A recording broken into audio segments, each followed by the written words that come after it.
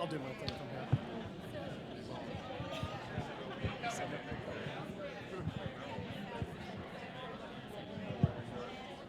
Ladies and gentlemen, if you would please take your seats.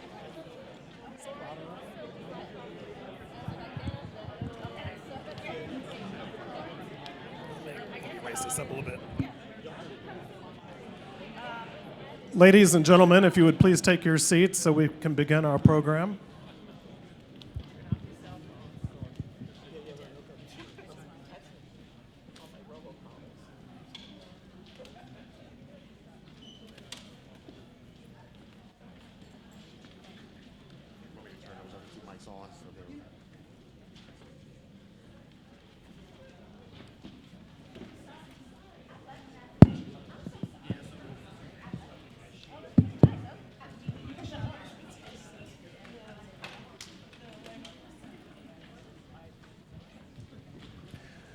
Good afternoon, everyone. My name is Doug Gaddis, and I'd like to announce that, unlike everyone else, I am not running for President of the United States. Mainly that's because I already have the best job in the world as Executive Director of Silver Spring Village. Every single day at work, I get to help seniors in Silver Spring lead their very best possible lives. Given the military theme and the veterans theme of today's presentation, I think it's apt to say that Silver Spring Village mobilizes an army of volunteers who are committed to supporting local seniors in their choice to remain in their homes and in their neighborhoods where they can flourish. Our work focuses on two primary areas: providing opportunities for continued social and intellectual stimulation through more than 700 annual events such as this one, and direct services that make aging a little easier and a little safer. Things like light home repairs, friendly visits and phone calls, rides to medical and other important appointments, grocery shopping and errands, medical note-taking, and much, much more. Altogether, in addition to these 700 annual events, we provide more than 2,200 of these services each year. On your chairs, you'll find information about Silver Spring Village, and we encourage you to join us as a member or as a volunteer. We don't have an age limit, so everyone is welcome. I am not quite a senior. I sometimes refer to myself as a senior in waiting, but I'm a member. We also have an information table outside the door, and anyone would be happy to provide additional information about our work. I'd like to thank several people who've helped make today's presentation possible. Today's event is a series of a monthly Sparkle presentations that we co-present with Silver Spring Town Center. Ordinarily, we have a couple dozen attendees, and looking around, I think I can say that we outdid ourselves this time. And we ran out of space in the room, so we had to move to a larger room, and I would like to thank Dr. Odile Brunetto and Pazit Aviv from the county's Department of Health and Human Services, Aging and Disability Services, and Betsy Luking from the Montgomery County Commission on Veterans Affairs for their assistance. In fact, they were instrumental in getting this facility for us today. Buzz 365 Media is not only providing the video feed that you see on the screen, but they are also live streaming and archiving this presentation. So in fact, audiences around the globe will be able to hear General McGee's fascinating story. I'd also like to thank Doug McDaniel, the associate publisher of Montgomery Magazine, who originally put me in touch with General McGee last fall when he was still a young whippersnapper of 99, and before he became famous for coin flipping and State of the Unioning and all that other stuff. And also my good friend, the Reverend Dr. Timothy Tutt, who is senior minister at Westmoreland Congregational United Church of Christ in Bethesda, has generously volunteered his time today to facilitate the conversation. And we have several special guests, and I would invite them to stand together to be recognized. We have representatives from the offices of Senator Ben Cardin, Senator Chris Van Hollen, Congressman Jamie Raskin. Also, we have Congressman John Sarbanes. From the Montgomery County Council, we have Council Member Will Jawando and Council Member Hans Reamer. You can applaud. These are good people.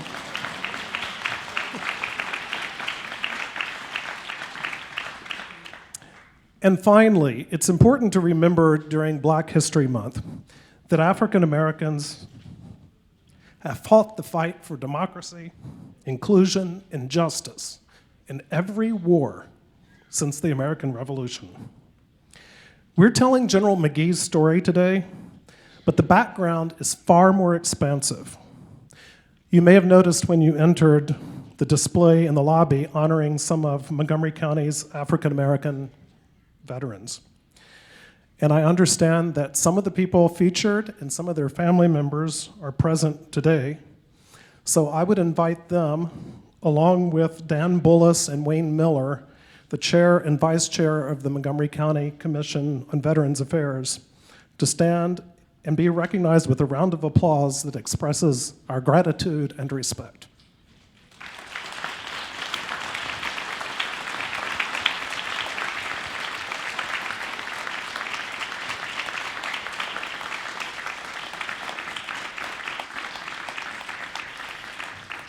And lastly, I will stop boring you, and I will turn it over to Lisa Martin, the executive director of our co-presenting organization, Silver Spring Town Center.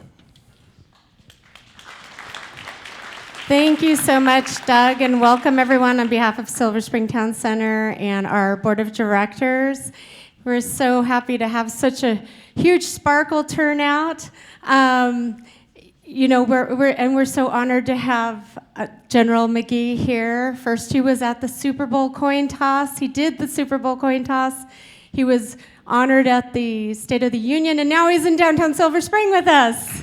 So we are thrilled and honored to have you here, sir, and thank you for your service and the service of all of our veterans.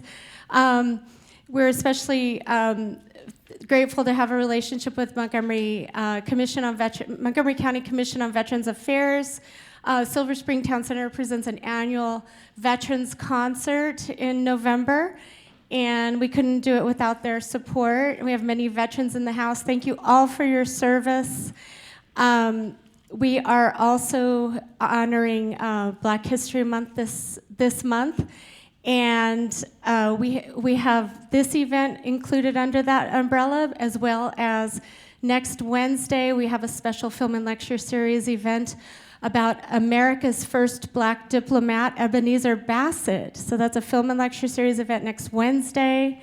And then on Thursday evening, we have our art salon with a spotlight on African American arts. And so be sure to get one of our programs. Silver Spring Town Center presents over 100 free arts and entertainment events, including the Veterans Concert and Blues Festival, and our monthly Sparkle program in collaboration with Silver Spring Village. And as you know, Sparkle stands for Senior Programs Aimed at Rekindling Lifetime Engagement. So we are thrilled. It should be noted, too, that this is double the size of our largest ever Sparkle. So it's because so many people in our community love General McGee and are thrilled to hear your inspiring story. So enjoy. Thank you.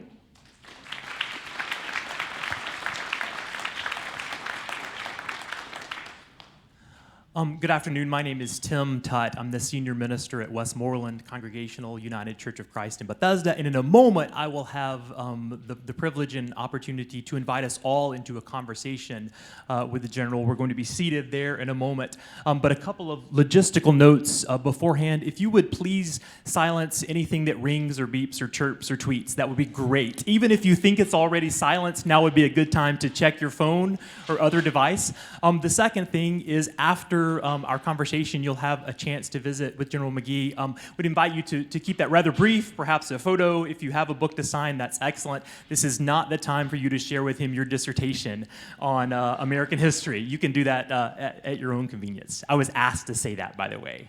I would let you all stay all day, right? It's not me. As Doug said, Brigadier General Charles McGee turned 100 years old this past December, just 10 weeks ago. As we enter into this conversation with him about his life and work, we want to sort of set the stage for what things were like when he came into the world. In his first 10 weeks of life, there were only 68 countries in the world. The Treaty of Versailles had just ended what was then called the Great War, or the War to End All Wars.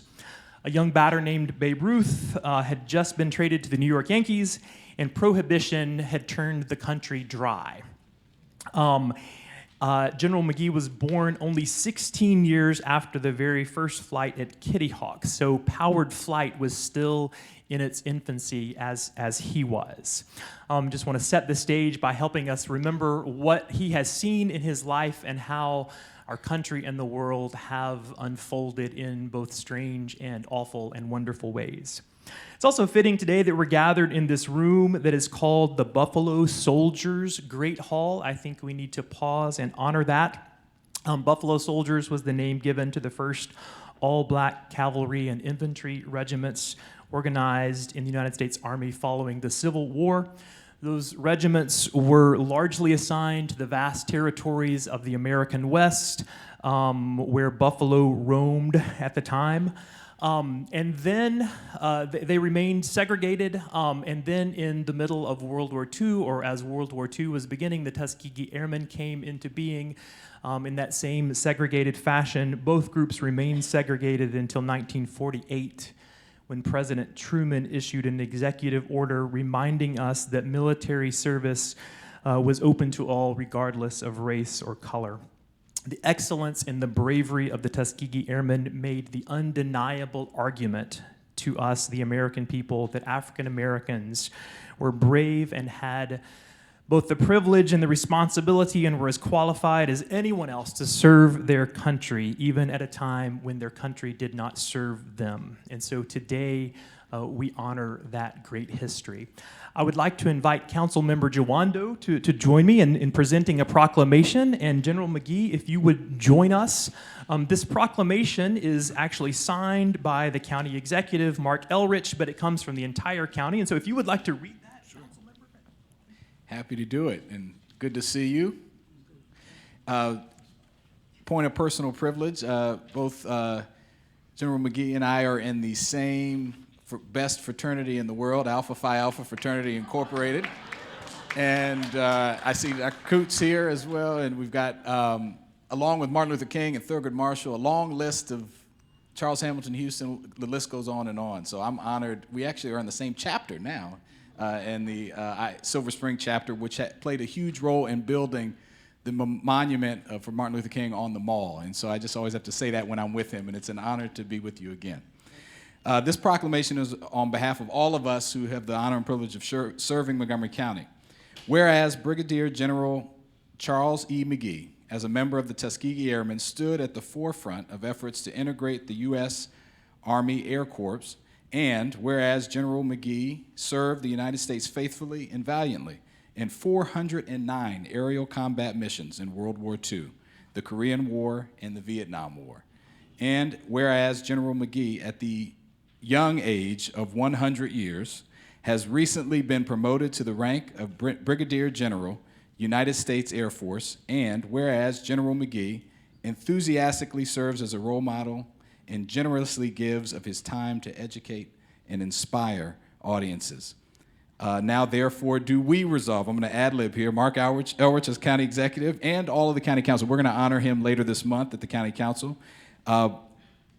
Applaud General McGee's commitment in service to our country and to our county, now that you're a resident. Thank you, sir, very much. Let's give him a big round of applause.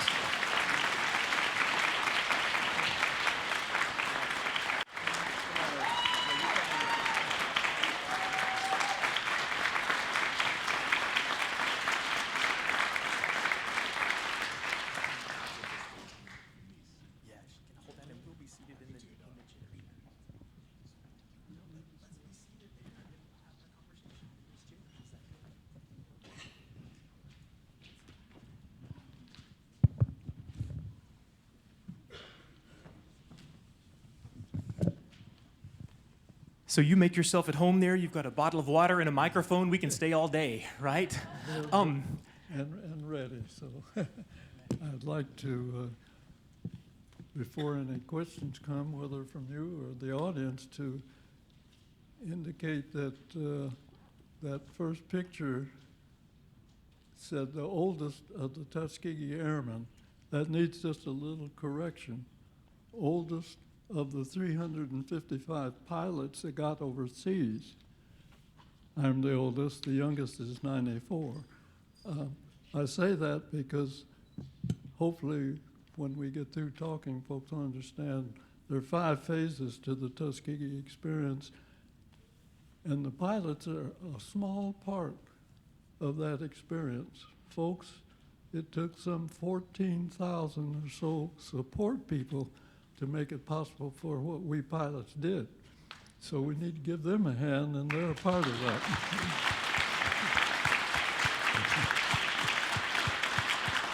Thank you. The program produced a little over 900 pilots, but as I say, only 355 got overseas.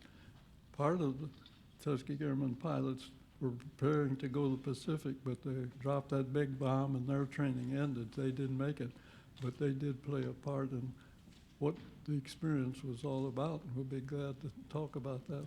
Why don't you talk about that a bit? And let me put it in this context. One of the things, as I've watched you at the coin toss and State of the Union and read about you lately, is you're described as a hero. And undeniably, you are a hero, and we thank you for that. And I'm curious, sort of theoretically and personally from you, what do you think of when someone just uses the word hero? Maybe who are some of your heroes? And I have a feeling you're going to say these 9,000 crew members, but then also, what does it feel like to you at age 100 when someone says, hey, you're a hero? So start with that, and then maybe work your way back into the Tuskegee Airman experience. Well, I personally don't see myself as a hero. To me, that honor should go to those who gave full measure and are no longer with us. It's hard to put that into context. We accomplished something that was good for the country, and if that's part of why you call folks heroes, well, we can listen, but that I don't stand tall for that. I stand tall for what our country stands for, and for the fact that we had the opportunity to serve in a way, and for some folks may not know that why and how the Tuskegee Airmen came about. In 1925, the Army War College did a study, and the subject was use of Negro manpower if America gets involved in another war. Paragraph 4 on the first page, it's a 4-page report. Paragraph 4 on the first page says, facts bearing on the problem. The Negro is physically qualified. The Negro is mentally inferior to the white man. The Negro does not have the willpower of the white man, et cetera, et cetera, et cetera. Therefore, considering them and doing something in technology like maintaining and flying an aircraft, impossible. What's interesting to me, though, in that study, they didn't include the American black that went to France and were highly decorated and performed well. They didn't include the story of Bessie Coleman, who in 1920, because she was black, had to go to France to learn to fly. But she went around the country for several years, holding up this new industry of aviation for everybody, not just blacks. And that's interesting. But to me, what is more interesting, perhaps, as we look at history and realize where we've come from, and one of our earlier presidents, if you don't know where you've come from, you don't know where you're going. Well, I guess the best way to put it is They've studied the issue. They know it won't be successful. We could dig ditches, cook food, build roads, so on. Fly airplanes, no. Of course, it's interesting, when our country declared war in the late 30s to support our allies in Europe, country was coming out of 10 years of depression. It didn't change segregation, but it did provide opportunity. Those to enlist, to help in the war industry, the war build-up, to take part of what was taking place. That support grew, and that's why finally, and I say finally, but also we're at an election time now, and I think you all know what Are we that really? means. An election time? No one told us. No. That the president wanted a few votes, and so he listened to those who sang, we want to serve, and for those who sang that everybody should have a part of what's taking place, and pressured the Army, and the Army said, we studied the issue. No, it won't be successful, but we'll experiment. We'll authorize a squadron at that time, 34 pilots, 24 aircraft, takes for those aircraft, the mechanics of all of the skills to maintain, that's a couple hundred technicians, if you will, and for segregation, still needed medical supply, administration, so on. That's another couple hundred folks. But part of the Army policy had been, well, in 1939, they started the civilian pilot training program at colleges around the country to provide a build-up that our military could call on as they built their units up. Tuskegee Institute in Alabama had a very successful civilian pilot training program. But in fact, I think it was here in Washington, D.C., a graduate from university said, went next door, and I want to be an Army pilot. And the Army said, we can't use a black pilot. We don't have any black mechanics. The facts of the story are, of the now called Tuskegee Airmen, the first were mechanics trained at Chanute Field Technical School, Rantoul, Illinois, expected to fail. They were given tests, and when the white leadership they couldn't believe that they made those good scores and had them tested again. They were successful. The Army said, my goodness, we need an airfield. Airfields all around the country, but they found some several $1 million to build a separate airfield, and they located that airfield 7 miles northwest of Tuskegee Institute in Alabama. Well, that may have been picked, they said, for nice weather. But I'm sure you can read something else into it as well. But the mechanics finished up, went south. The pilot training for this experiment, 99th Pursuit Squadron, began in 1941. The unit received their training, combat ready in December of 42. Army had a problem. No wire commander wants them. So they were continued in training for another 4 months or so before being sent to North Africa attached to the 33rd Fighter Group. Colonel Momeyer didn't want them. They went to their own base. So segregation went overseas under Army policy. And they sent a pilot over to 33rd's location, got their briefing, their mission information, so on. A few months later, Momeyer, still not wanting them, said, they ought to be patrolling Liberia. How many of you learned? What did you learn in school? Where's Liberia? Where were the Germans? In North Africa? I think you get the idea. Get out of my sight, because there were no Germans in Liberia at that time. But that brought a hearing here in Washington, hearing study, so their 99th bombs on target equal to the other units. Haven't been there very long, stayed.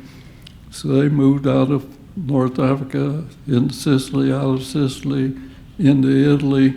And looking at history, and I'd say, when they moved into Italy, there was a little integration, not by the Army, but Colonel Bates was just glad to have more pilots, more aircraft to do the job. And over the Anzio beachhead, which was established to cut off the German retreat up the Italian peninsula, 99th pilots shot down more than a dozen German aircraft in a few days' time. So it was a matter of opportunity.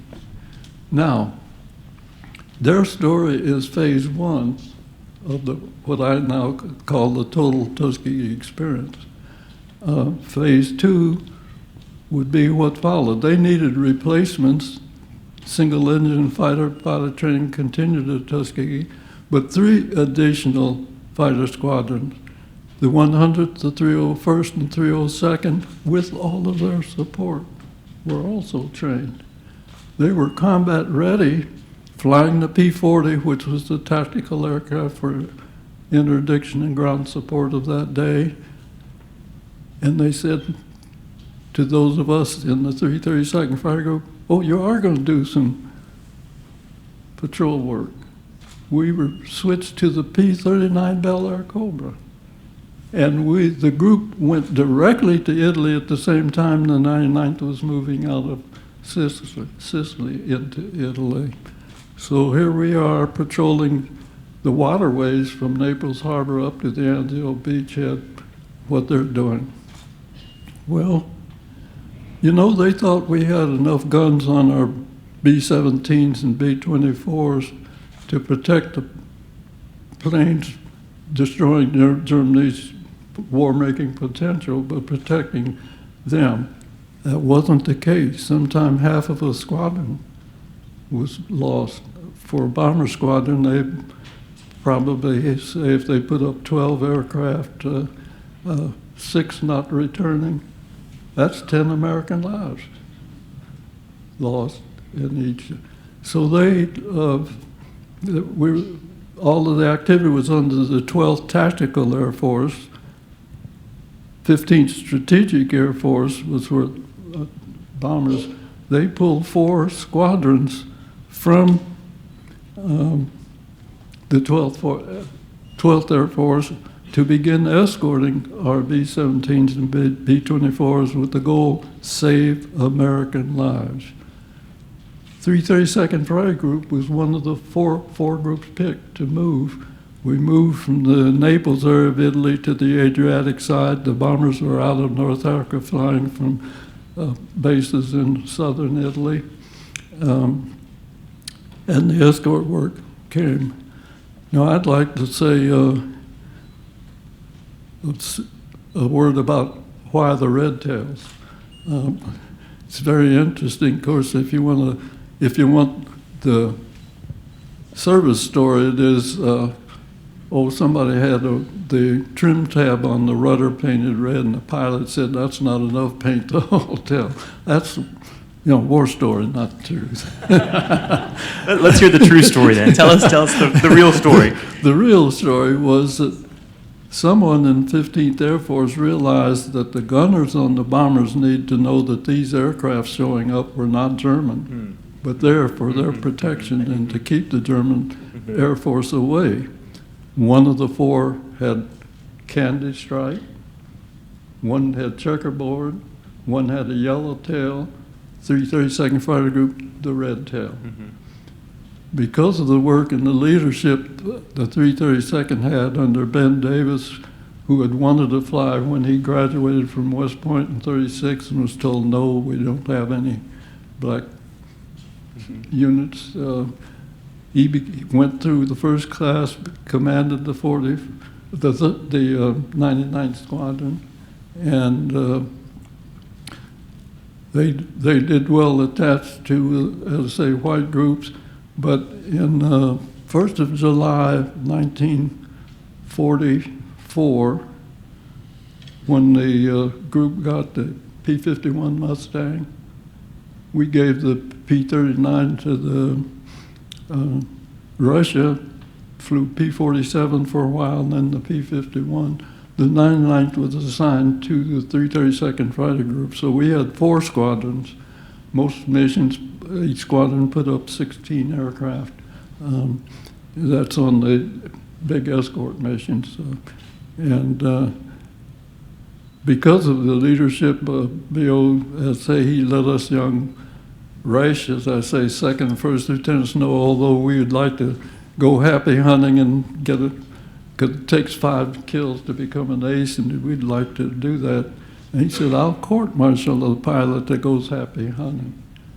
We stuck with the bombers and only were dispatched to fight them off if they attacked the bombers that we were escorting.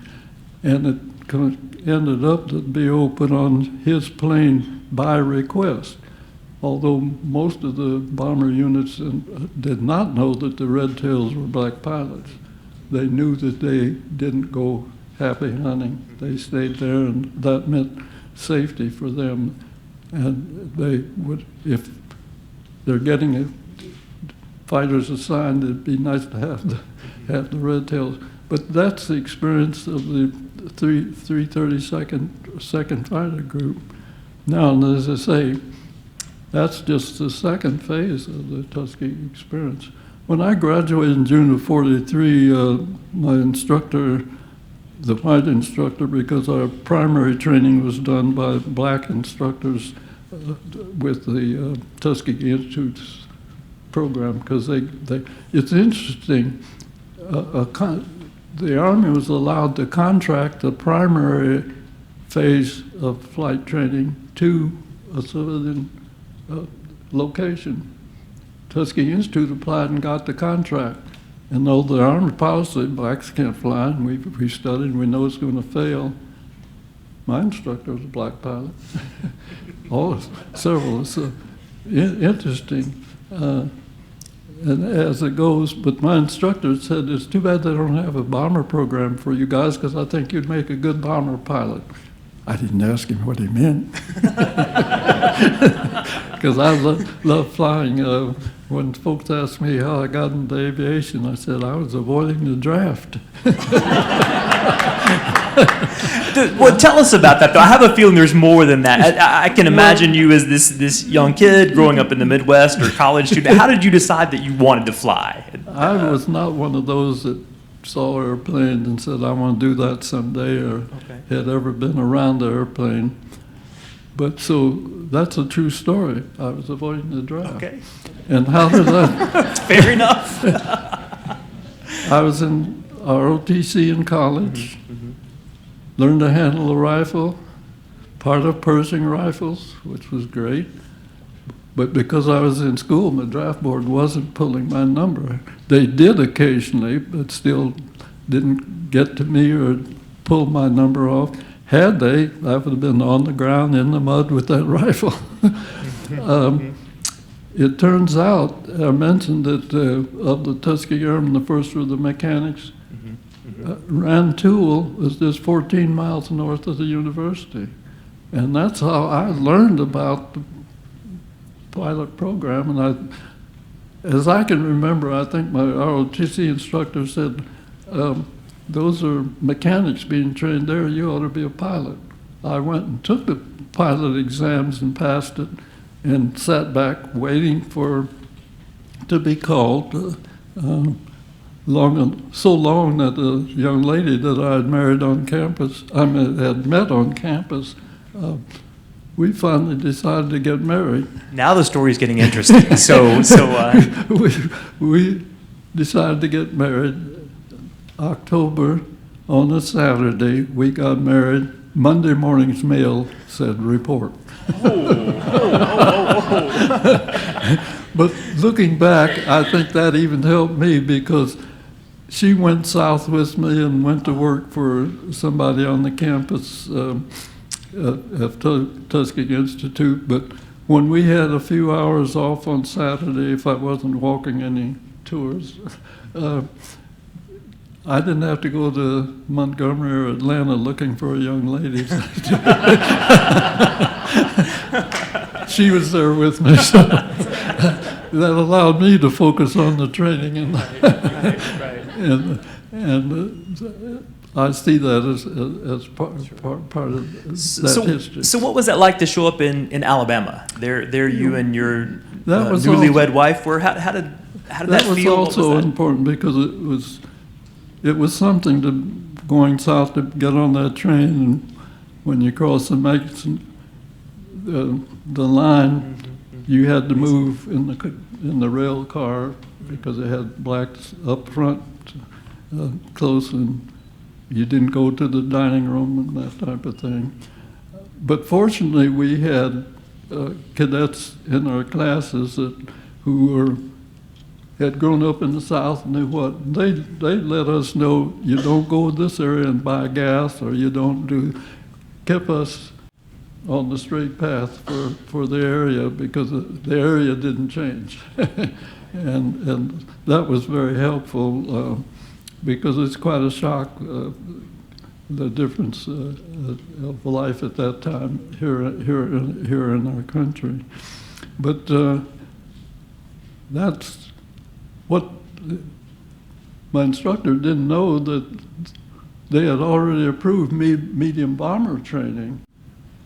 And 3 months later, it began at Tuskegee. So besides training single-engine fighter pilots, it was medium bombers in the Mitchell B-25. And although the 477th Bomb Group medium brought in a lot more people because it was all of the air crew, all the maintenance, and all of the support for them, because the Army's segregation policy still existed. But in their training, well, it was the Pittsburgh Courier newspaper, I believe, that put out one of their weekend stories was that we were fighting for two victories: victory against Hitler in Europe, victory against racism here at home. The 477 Bomb Group had that battle here at home because Colonel Selway had General Hunter's okay to say on his base trainees could only use the facilities designated. He didn't want black pilots of the 477th going into the White Officers Club.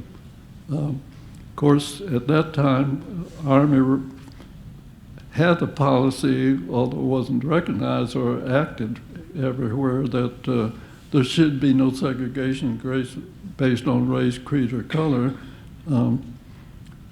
The pilots of the 477th Bomb Group, 2s and 3s, peacefully wanted to go enter the White Officers Club, were denied.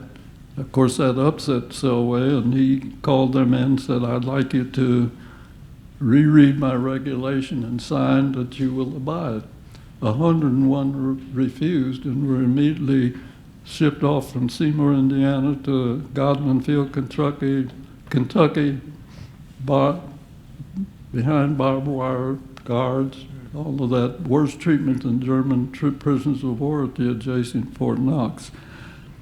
But that brother here, I still love, and maybe it isn't because I have never wanted to. I don't know what they did with Selway, but the Army, I guess, knew what he was trying to do was wrong. And we're in the war ended in Europe in '45, and the 332nd Fighter Group had come home. Army had a real problem. What do we do? Oh, we'll reactivate the 99th Squadron. We'll keep 2 of the B-25 squadrons. Godman Field's too small. Oh, we'll open up Lockburn Air Base south of Columbus, Ohio. So this now the 477th Composite Group moved to Columbus, Ohio. 46, when training ended because we dropped a big bomb. Those of us that were at Tuskegee at that time, where'd we go? Lockburn Air Base, Columbus, Ohio. 1947, the air arm of our services separated from the ground forces. And although I'm sure everybody wasn't for it, but they made a determination that we need to use people based on training and experience and where needed, not their happenstance of birth. And we can't operate properly with a base that doesn't allow them, because of segregation, to assign what was needed to keep their mission going. So we need to integrate. They were backed by a very courageous president. I think some of you here remember the president that said, "The buck stops here," Harry Truman. Truman issued Executive Order 9981 mandating all the services need to integrate. Well, that's a statement, and everything takes time. So took a couple of years, but the Air Force carried out their intent by closing Lockburn Air Base the 1st of July, 1949, and we were scattered around the world. Well, part of the experience that the Air Force pointed to was that of the 332nd Fighter Group, and now called the Red Tails. But I bring that up again because, as I say, the story of the Red Tails is half of the Tuskegee story. The story of the fighting segregation and what was accomplished after is another part of the story. And it turned out that when the Air Force did separate, they didn't have any use for the medium bombers for some reason. I don't know where they assigned the B-25s, but they had reactivated 332nd Fighter Group flying P-47Ns. And that brings up an interesting story, because everybody writes their histories now. That's a big thing. They write the history, and I don't know what year it was, but some years later, the Air Force determined to write their history. And whoever was in charge of, how many have heard of Top Guns? Oh, lots of hands go up, Top Guns.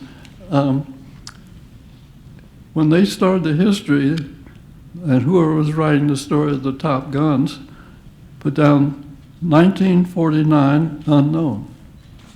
Went on down the line. Guess who Top Guns, May 1949, 332nd Fighter Group flying P-47Ns. They were the first. It took a little time, and a researcher, a lady, finally found the trophy in the basement of the Air Force Museum. So that's another part of the story, but in short order, that's the 5 phases of the Tuskegee experience. So let me ask you a question. We also want to ask, open it up to these folks. But so I asked you the question about being a hero. The other question that comes to my mind is about history. We talk about history as this thing. The joke is that a second ago was history too. But did you have the sense when you joined this effort, or at the moment of integrating the forces in 1948, did you have the sense that this is a moment in history? How did it feel as a young man to think, I'm living through this new moment, this change, this difficult time? Good question, because as I look back and the friendships that have made out of it, I don't know anybody went down Tuskegee to say we're going to set the world on fire and we'll do something. We were just young folks glad for the opportunity, and many were those who had wanted to become an aviator and did, but also the leadership that we had. The first commander of Tuskegee Airman Airfield wasn't pushing the program. He didn't want a white person in the town of Tuskegee coming out and being met at the gate by a black with a weapon. Fortunately, he was moved. The gentleman that followed him, he didn't change segregation, but he believed in the opportunity. And that was great leadership for the time. It's that type of thing, I think, that moved all of us. An opportunity, serve our country in the way some wanted it and others. I myself, my answer is, when I took my first flight in that PT-17, I was hooked. Yeah, I was going to ask you to tell us about your first flight. The only way I put it, to be able to get in a plane and go up and loop, roll, and spin and come back and put your feet on the ground, I was hooked. And I can't tell you now why, how it happened, because I didn't ask for anything. But I kept getting assignments and actively flew 27 of my 30 years. What?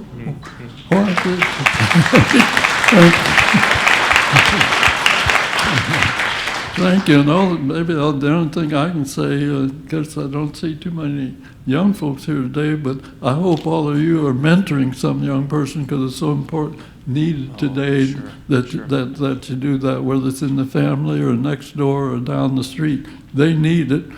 Got to be careful in your approach, of course. Right. That's an important word, though. Thank you. In this day. But in looking back, and I've often asked why and how, and I just remember as a little, treat other people like you want to be treated. Youngster became a Boy Scout. You know, if everybody today lived by the Scout Oath and the 12 Scout Laws, we'd have a different country completely. But you know, when you can say on my honor, well, I can give it all to you, but I won't do that. Because, and then later on, as was mentioned, I think, and was introduced a couple of folks here, fraternal precept that to be,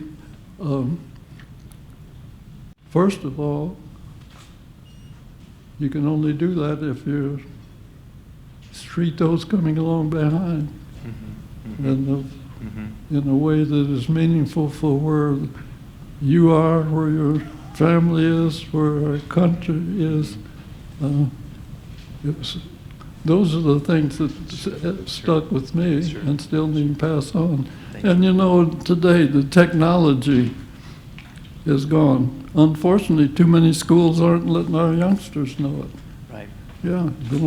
I go into middle school and talk to middle school and talk to youngsters, and I said, all of you know we're planning to go to Mars. Hands go up. Yeah. I said, guess who's going to make the trip? I said, when it gets all planned, the planners are going to be too old. It's some youngster that's going to make that trip. And to give you a smile, my son, who's a retired airline pilot, and his high school counselor said he was going to make a good truck driver. Was talking to some youngster, and said, a little girl kept raising her hand, I want to be a nurse. Went on talking to one, said, I want to be a nurse. And he finally said, you know, they may need nurses on Mars. And boy, she lit up. Lit up. We all have that responsibility today to monitor. There's so many things going on.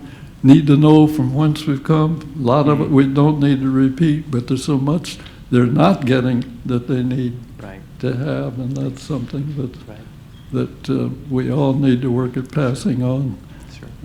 Thank you for that. So you have a room full of admirers and curious people who have questions about your life and your work. So can we open it up to some questions from these good people? Let's do. Let's do that. I don't know how they're, if they got a microphone. I'll walk around with the microphone.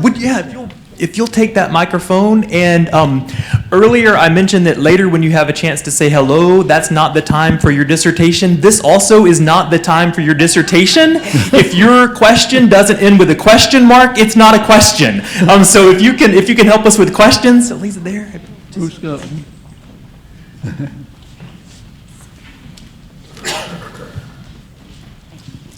General, thank you for speaking with us. Could you please provide some guidance on how people today who think that we're in a terribly racist society can really look back and say, we've come a little bit, but we have a lot farther to go. We're not as far as we think we are. How do we get further? Well, we get further by how we act and how we pass things on to our youngsters.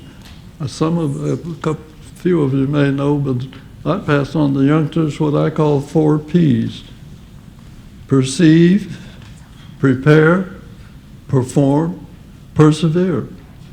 Perceive, dream your dreams, find your talents, and I like to add, because I enjoyed my flying, find what you like to do. But prepare, get a good education.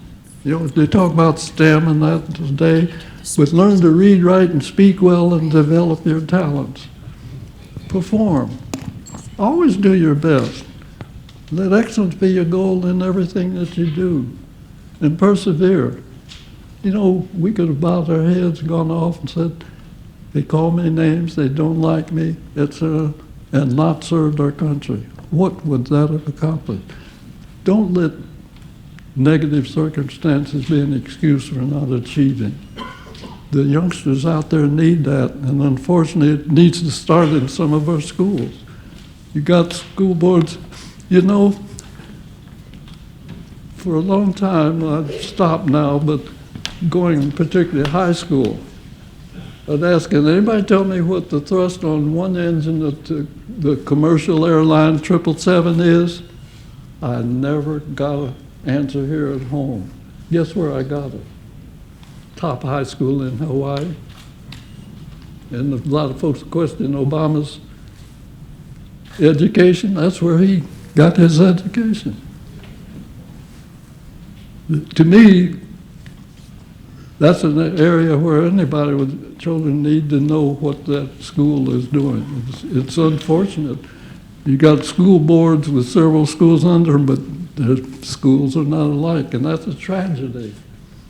We all need to be looking at and hopefully do something about, because technology is moving ahead and our youngsters are not getting enough of it that they should have, and it's not a pretty picture in my mind as you look ahead, the differences in the schools that our youngsters are attending all across the country. Our next question. Thank you for your kind heart. Who would you say most influenced you in your life, and why would you pick that person? I don't have one person that I could put my finger on. I'm just thankful for parents and grandparents that said, get your education, treat other people like you want to be treated, and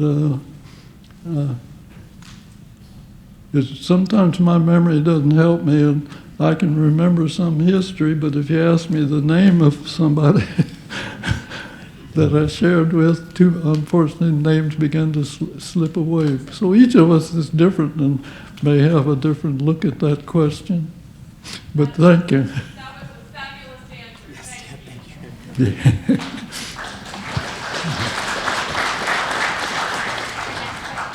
you. General, how do you see research regarding, not only research regarding from the educational perspective, but presumptive reasons regarding the veterans, their citations, their ribbons, the awards that they have already earned.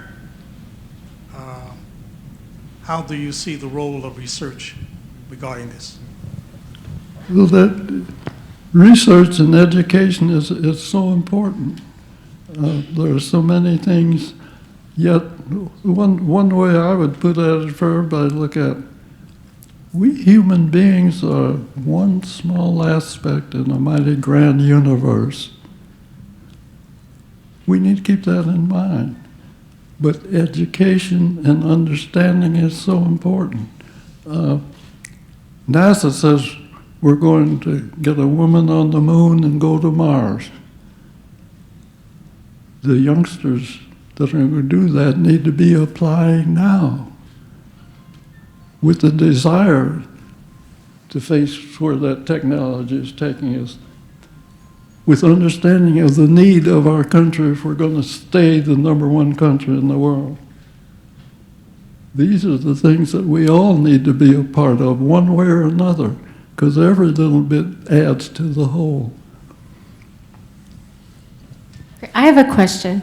General McGee, what keeps you so vibrant at 100 years of age? I want to know your secret. Life's been a blessing. Doesn't hurt to get on a knee and pray sometimes. Hey, that's my line of work now. Wow, that's so understanding where we've been, not repeating a lot of it, but knowing about it. Our youngsters need to be aware. All of us need to, and all of us need to be a part of the future of this country that we live in. We have a question from Council Member Hans Remer. Thank you, Lisa. General McGee, it's great to see you. Thank you for taking some time today. You've seen a lot of history in this country. I wonder, do you think that Americans are more divided today than they were when you were young, or was there more division when you were young than what you see today? I don't know whether they're more or less of what I see, but communication is a difference. In other words, we're communicating and have access to things now that we didn't have earlier, so I can't say it wasn't the same. But again, that's the challenge to us. I've been around the world. Well, not quite, because I've never been to India, but I've been next door going west and next door going east.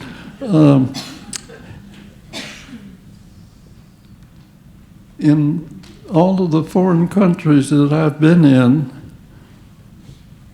as I've traveled and visited places and accomplished things, I was Charles for many, many years, and some of it's still going now. Coming off the boat or getting off the plane here in America, I'm black first. One of the things before she passed that my wife said in the many clubs that we shared during history, I'll be awfully glad when we go in and somebody says, "Good evening, Charles and Francis," rather than, "Glad you people are here." We each can do things without thinking that may or may not be helpful in where we ought to be going. So I'll just pass that on for you to think about. Hope that answers my question. It's a real honor to be here with you today. Thank you. A few operational questions, and you can tell me to sit down at any time. You said you had 16 aircraft on a squadron. How many pilots did you have to go along with that? How many what? You said you had 16 aircraft in your squadrons? Normally, on our big escort missions, each squadron put up 16 aircraft, yes. And in wartime, how many fighter pilots did you have assigned to those squadrons? Well, it varied because, and why, they mentioned I had 136 missions in Europe before a replacement showed up. Well, the Army regulation was pulling you out of combat with 50. Again, the circumstance didn't fit, so we carried on until the replacement showed up. And I'm sure, again, they say today, we're very short of commercial pilots.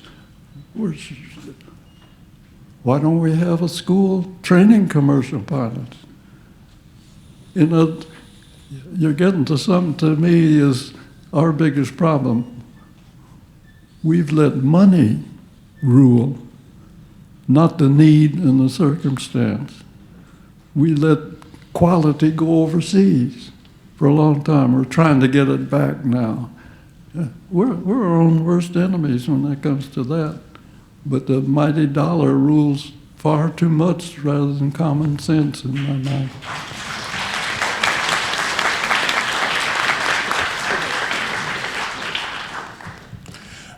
General, two questions real quickly. One is, when you were in the European campaign and also Northern Africa, how were you treated in terms of your personhood at that point? Were you Charles or were you something else? Everywhere I've been out of America, I was Charles. Not, yeah, my skin color didn't change, but it was how I acted, that was how I was treated.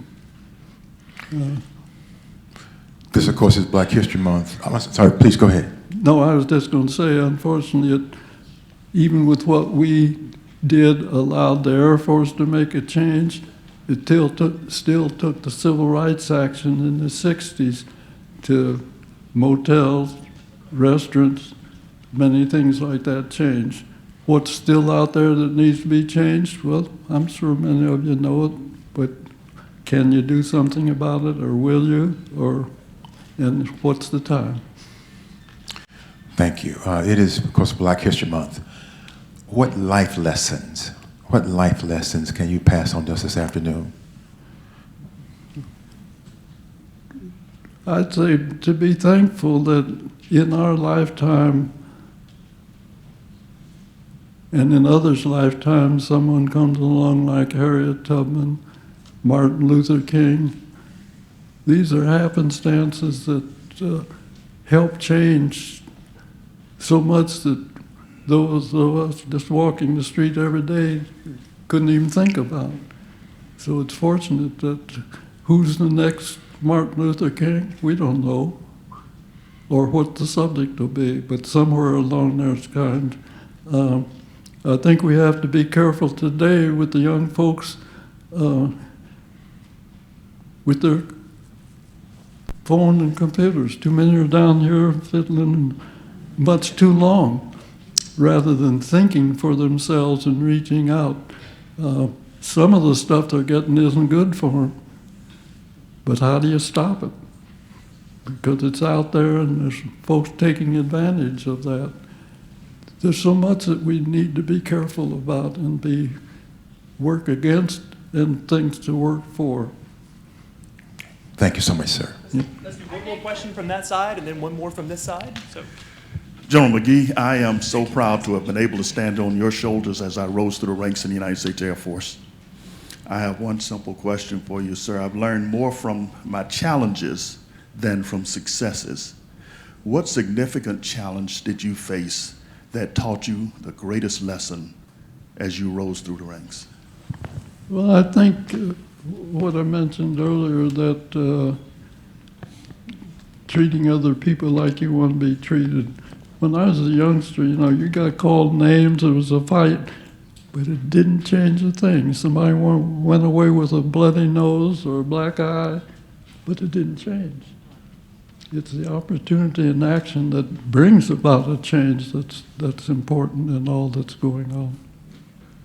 I hope that partially answers your question, but it's key. Hello, General. My name is Don Baker. My twin brother and I served during the Vietnam War, but in '72, I was sent out to Baltimore to pick up a general. And I just figured, okay, it's a general. Turned out to be Chappie James. And I had a 45-minute ride with him. The second time I picked up a general was Zumwalt. And here's this young kid, not knowing the Air Force. My father was Navy, my grandfather was Army, my brother and I were Army. And I want to know, did you ever meet General Chappie James? And what was that situation like when you did? Chappie James became a good friend. When I went through flight training, Chappie James was the instructor for Tuskegee Institute in our primary program. They wanted them to come on active duty. Most of them wanted to stay as civilians. He didn't. He went through basic, advanced, and on to become our country's first four-star general. But Chappie was an unusual person. He's what I call an all-around type of person. If you talk football, he could play any position, knew the game. If you got music, he not only sang, but he could direct or play all of the instruments. I can remember in the early 50s, we always had, officers have performance reports, and they said emphasize if they're good at public speaking. Chappie was tops. He could go down on the waterfront and talk their language, or he could go in the boardroom and talk their language. There is a difference. So, again, he's the type of person, I didn't mention his, but folks like him come along every now and then and leave their mark, and he was certainly one that did. And he became a friend to the point that, unfortunately, he died a month after his retirement, but just before he had passed, I received a note from him giving me his phone number in the office he was establishing that he had hoped to serve in for a few more years. So one final question in just a moment, but first thanks to Doug and the Silver Spring Village and others for hosting this. Thank you to the county and everyone for coordinating this. A final question. So you're 100 years old in 10 weeks, more or less, so they say. We have this new Space Force. You've mentioned going to Mars a couple of times. If they called you and said, General, we need a wise, experienced pilot to go to Mars, maybe in 6 months, they'd give you maybe 6 months, would you go? Certainly I would go, but not with the point that I would be making the trip, but to help some of those preparing for the trip. And that I can tell you now, NASA would like young folks to apply now for astronaut training to be a part of that space future. So again, Am I young enough to apply if I could go with you on that trip? I don't want to go with anyone else, I don't think. But if I say yes, I think you'll need to talk to somebody upstairs and be sure that it's a trip that you want to take. So we started by talking about heroes. Thank you for your wisdom and your experience. And I would say that today I can put General Chappie James and you in my pantheon of heroes. And I think this room full of people would join me in saying that. So thank you for your life and for your work and for setting an example for all of us of what a true American hero is. So thank you so much. Thank you very, very kindly. I appreciate it. Yeah.